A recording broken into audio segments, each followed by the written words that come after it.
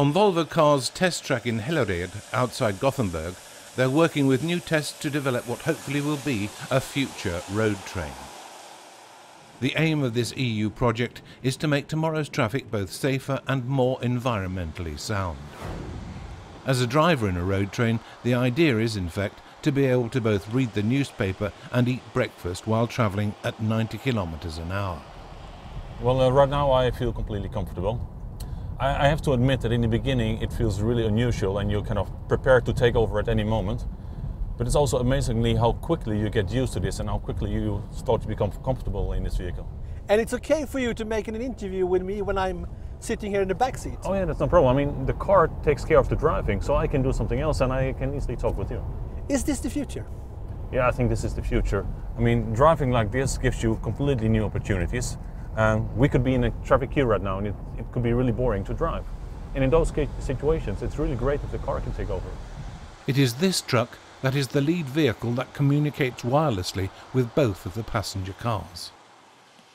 Well, I think it's critical there on several counts. The first thing which is very important is that we have to actually demonstrate that this technology is possible, that we have the opportunity to be in a situation where we can innovate, we can have research projects which will give solutions which can be put into practice. That's one strong factor.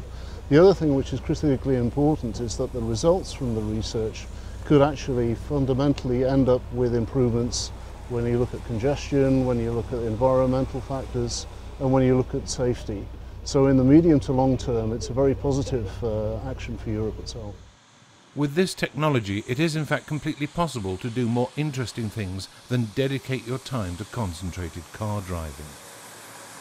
I can spend the time in the way that I want. So if I want, I can start to open up my iPad and, well, I can check my email if I want. It's no problem. The car will take care of the rest. So I can do my work if I want, or if I just want to relax and read a book, I can open a book and read about, well, whatever I like to read.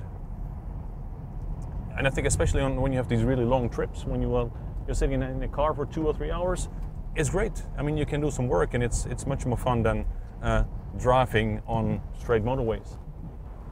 In a project like this, it's not merely a question of developing advanced technology.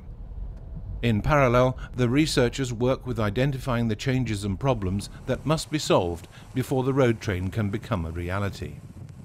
This is a question of both legislation and insurance regulations that authorities and motorists throughout the whole of the EU can accept. I think by showing people the benefits in their everyday lives and showing that the safety aspects really are nothing to worry about, I think the market pull will drive the legislation to make it more acceptable. On the test track, they continue to work with the development of the road train, now with more cars and at higher speeds.